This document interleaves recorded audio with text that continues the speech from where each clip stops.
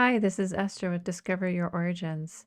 This is a Research for You video where I've been working on a research suggestion that was submitted by a viewer. And William Fuller is the person that we've been focusing on. I have a link in the description box below so you can see the previous video where we started looking at William Fuller and trying to come up with a research plan and trying to figure out what to do next. And so today I'm going to revisit some of that and also provide some guidance on how we can continue to do some research and try to discover some new information about William Fuller. In the previous video, we decided to focus on just trying to find information on William Fuller's birth location and birth date. And that information was provided by a published book on the Root family because William Fuller supposedly married Augusta Root. So one thing I want to just kind of revisit is that I had suggested putting the marriage to Augusta Root on a shelf, just saying, let's set that aside for a minute. The reason I wanted to revisit that is I don't want to say that it's not a legitimate marriage, that William Fuller married Augusta Root, or to say that it was wrong. It could very well be right. But when you're looking at a research question with William Fuller or any person, you need to ask, for example, how do we know this thing? How do we know if this information is true? What is the source citation? So the overarching question is, how do we know? And then the second part of that is, does it make sense? So does it make sense that William Fuller married previously to his marriage to Susan Taylor Black? And it is very well possible. If he was born in 1810, he may have been married before he married Susan Taylor Black. That does make sense. But how do we know if the William Fuller that married Susan Taylor Black is the same William Fuller that married Augusta Root? And how do we know that the William Fuller that's in the 1860 census is the same William Fuller that married Augusta Root? Those are important questions, and sometimes we don't have direct evidence to answer that question, and we have to use indirect evidence. And so as we go through the video today, I'm going to offer some suggestions on how we can build that evidence to make sure that William Fuller that was in the 1860 census with Susan is the same William Fuller that married Augusta Root. So we are going to revisit that. And also we're going to revisit and do some follow-up work on some of the research that we did in the last video. So I'm going to go to the research plan that I started. So in this research plan, I have done a couple of things since our last video. The first was I wrote a research objective, because when we're working on a very complex case, we need to focus on very specific questions, or we're just going to be spending a lot of time revisiting the same things and trying to figure this out, trying to pick up puzzle pieces and put them in a puzzle. And yet we can't find where they fit. And we're doing it constantly. We're picking up the same puzzle pieces. And so we want to stop doing that and become very focused so that we can actually make progress. So I wrote a very specific research objective, and that objective is written here on my research plan. And so for William Fuller, the objective of this research is to find documentary evidence for the birth of William Fuller on the 17th of March, 1810 in Boston, Suffolk, Massachusetts. This date comes from a book on the Root family genealogy, but it did not have a source citation. So there probably is a basis of belief for that date and that inclusion in that book. But, where did they get that date? Was it from a family Bible? Was it from personal papers? Was it from looking in record collections? It's hard to say. I mean, that book was published about 1870. And so it could be personal knowledge. And they just didn't say in that book. And so we need to try to find documentary evidence if we can. Pretty good chance that there is something that exists. And the reason I say that is because Massachusetts has a lot of records related to births, marriages, and deaths. And so we're going to look at those. And what I did is I went to the Family Search Research Wiki and I found the birth record collections that we could look at. And you can see here, there's quite a few. Not all of them are going to include Boston. So I'm kind of keeping an open mind and saying, well, maybe William Fuller, that was born in 1860, wasn't really born in Massachusetts, or maybe he wasn't really born in 1810. Maybe he was born at a different time. You can see here I started a table where I started looking at all of the census records for the children. And I didn't finish. I'm going to leave that up to Joshua, who submitted this research question, to go and finish this. And I also need to collect source citations for each of these census records, which I didn't do here, but I would recommend doing that. And the reason I suggested that is because the census collected the father's birthplace. The children were not there when the father was born, of course. And so the only way they would know this is if somebody told them. So that's the first thing. And then the second is, well, what is the birthplace that was reported in the census? And you can see here in 1880, William reported New York.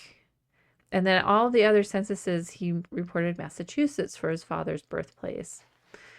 And whether he reported it, William Lee Fuller, or some other family member in the household, they seem to be a little bit more consistent with Massachusetts. And so maybe we should focus on Massachusetts for looking for their father's birth information.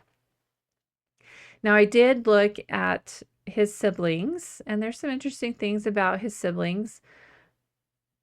I did skip Susan Black. She is another research question that may need to be researched later. But I looked at Howard John Aspinwall, James Jones, and I did not record it in the table. Like I said, I'm going to leave that for Joshua, but most of them reported Massachusetts as well. So there's a consistency there. I did not look at Bessie because there's a question about her parentage. And so I'm going to just kind of leave her alone for right now and just focus on these boys and the family. So long story short, Massachusetts seems to be pretty important. Now, I didn't want to completely eliminate New York as a possible birth location, so I did include that in my research plan of record collections to look at. So I'm going to go back to my research plan. You can see here I've got a couple for New York, and then mostly Massachusetts here, and in the year span of when his birth would have been. I got these from the Massachusetts Research Wiki page on Family Search. So let me go get that so I can show you what is there. All right, so here's the Massachusetts Research Wiki page. And you know, there's different things you could look at here. There's a how to find birth records page, which breaks down a bunch of record collections. So that is one place you could go, you know, and it does give some helpful information. So for example, Massachusetts was the first state to initiate statewide registration of vital records beginning in 1841. That is after the birth of our focus person. And so that's not going to be helpful. But it says the city of Boston, which had kept records prior to this time, didn't start reporting their vital statistics to the state until about 1850. So the city of Boston actually should have some record collections that we could look at. All right, so there's some additional information there, but you can see some of the record collections. I need to actually look before 1841. So there are some other record collections we could look at, and you can go to the vital records link here, and you can see here are some early record collections. And so we would want to get all the ones, which is what I did, before 1840. And a lot of these, you know, they're pretty early, and that's one of the benefits of doing research in New England, is that vital data was recorded pretty early. A lot of it is church records, but some of it is town records as well. And so those are the record collections that I copied over. Now, Boston has its own record collection, so we can actually go to Boston and look for some more records there. Boston has some very unique record collections, and there are, you can see here there are detailed guides for the towns of Boston that were annexed off at different times. So Brighton, Charleston, Dorchester, Hyde Park. So you may have to go to each of these suburbs, I guess, of Boston and look in each of those areas for birth records because, over time, things kind of moved around. You can see here, here's Roxbury. Was a town in Norfolk County, but was then annexed to Boston. So you may need to look around and really study and understand Boston if that is where he was born. Okay, so going back to Boston here, there is a link for birth records, and some of these overlap the previous record collections that were mentioned. Some of these may be duplicate record collections. There are some birth records here, films, which are browsable that you could go and look at directly. A lot of the birth records have been indexed, and so that's where we're going to start. Okay, so I copied the links to these record collections into my research plan. I'm just going to go through each of them. Now, like I said, not all of them include Boston, and so just keep that in mind. And I did include a couple for New York, which we know that New York birth record collections, early ones, are not complete. So if he was born in New York and it wasn't recorded, that doesn't mean his birth didn't happen there. So let's start by looking at this first one here, and it's for ancestry. So we'll just go and look at ancestry. Okay, so this will tell you the areas that are included in this particular collection of records. And you can see here, Bellingham, Granville, Lawrence, Lincoln, Richmond, and Shirley. So it does not include Boston, but that's okay. I mean, if we're going to keep an open mind about where he may have been born, we need to look in all of these record collections. So I'm just doing William Fuller. It's 1620 to 1850, and we'll see what we can find. And if we need to narrow down, we can. All right, so there's only 22 results, and you can see here we've got some different results. So here's a William H. Fuller, born in Shirley. So, I don't know for sure if that's it.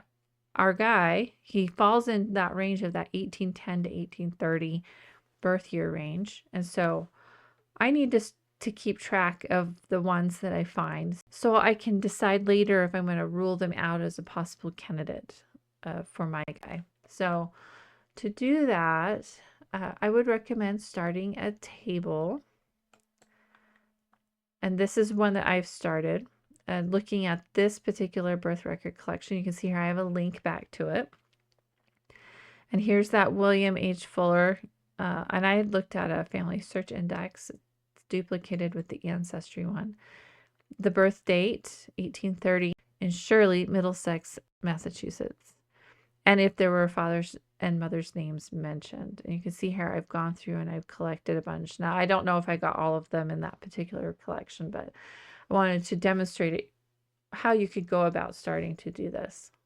All right, so you need to go through each collection. Now, if you decide that you want to focus just on Boston, you could do that. I mean, this is your research project, so you can decide how much you want to go in depth. But I would recommend trying to extract all of the William Fullers, because if you're trying to identify a possible parent, then you want to note that somewhere in a table. Along with that, it would be a really good idea to also start a research log. So I have here on the screen an example research log that I've created in Google Drive, where you can create a simple spreadsheet and just start to collect the record collections. Here's my source citation for that first record collection, so that you know that you've looked there. And that way in the future, you don't have to look back again. All right, and so I just noted here, there are many William Fullers born between 1805 and 1930, see my chart. And so that's this chart here.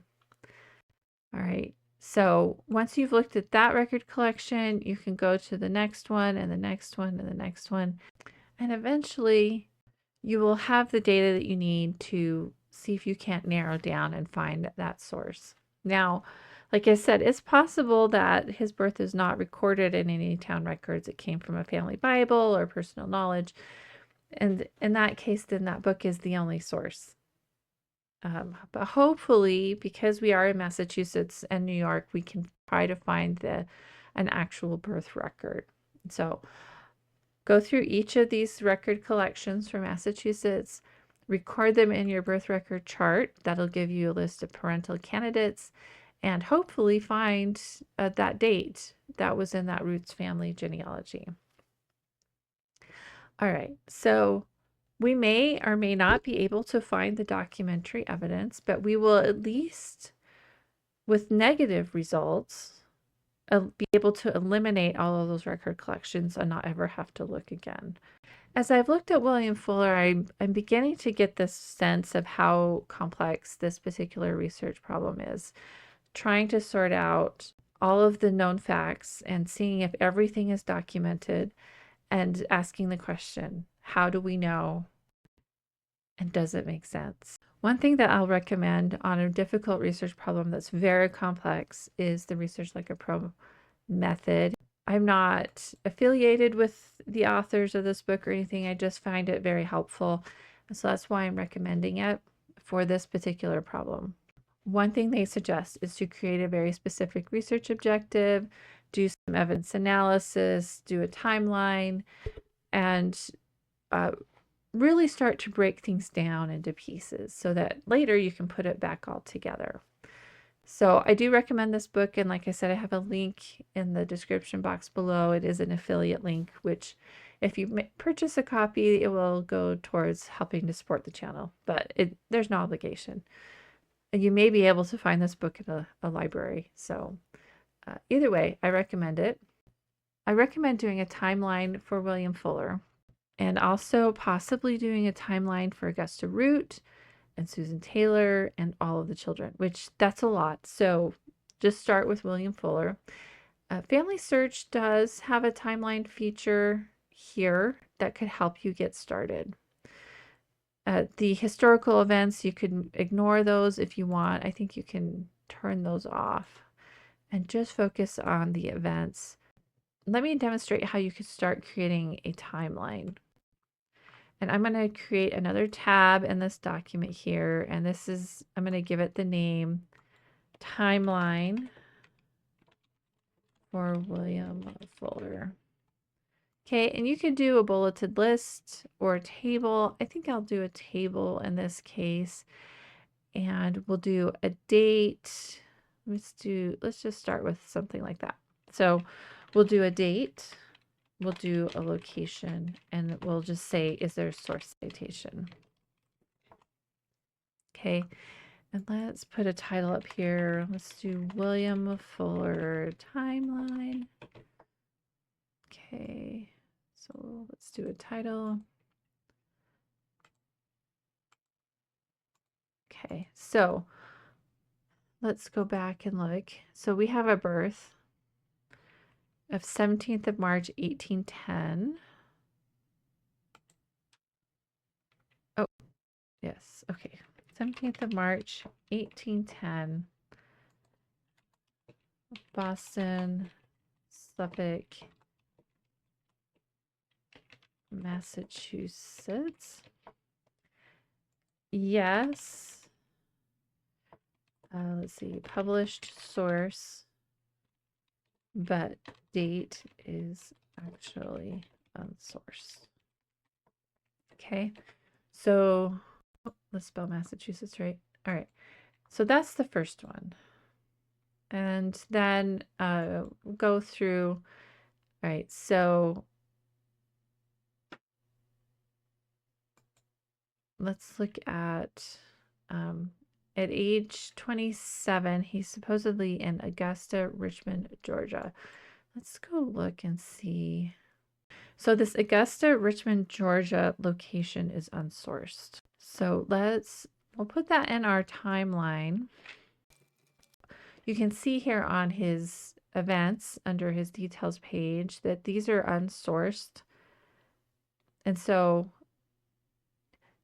that would make you question, well, how do we know that, right? We need to find whatever that evidence is. And once we find that source, we need to add it to Family Search and link it to this information.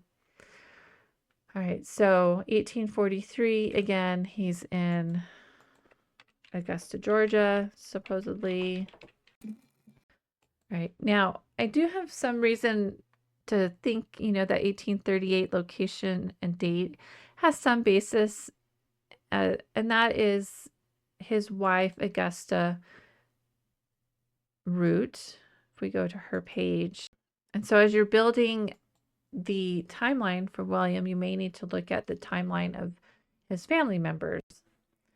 Okay, so she dies in Montgomery, Alabama, and in her memories is her obituary where it says that her and her husband had moved to Augusta, Georgia. And for whatever reason, she was in Montgomery, Alabama when she died. And there's a little bit of a mystery there. I'm not sure, all of the events and things that are happening. But so that's probably the source of that information. And so that actually needs to be created. That source needs to be created and attached to that event on William Fuller. If our William Fuller actually did marry Augusta Root, that's still a question, right? We don't know.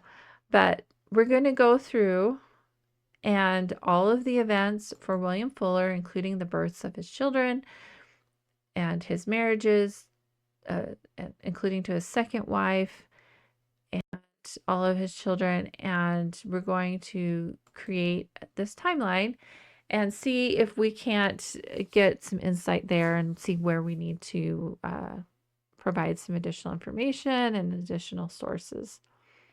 All right, so there were a couple of tasks there. So one, finish building the birth records table. And you can do this in Google Sheets. You can do it in Excel, whatever. A spreadsheet is really helpful. And you saw that I created a table for my timeline. You could also put that in Google Sheets or an Excel spreadsheet as well. You can create a document, however you want to do it. So I'm just showing you some different ways of how to manage the data. The ultimate goal here is to look and see what we already have. So as part of evidence analysis, see where we have the holes, and then try to identify the record collections going forward that we need to look at to try to find that information. And we started, of course, with his birth date, and that's what this research plan initially is to try to find documentary evidence for his birth. So anyway, that was a long explanation of what to do next and how to make progress on trying to find more information on William Fuller. Now, there's some more interesting things about William Fuller that we're going to look at and maybe create another research objective and see if we can't find some more information in some other types of records. If you would like to read more about this, I have a blog article linked in the description box below with some source citations and more explanation. And if you want to see more about the William Fuller and more research techniques, you can subscribe to the channel. Thank you for watching. We'll see you next time.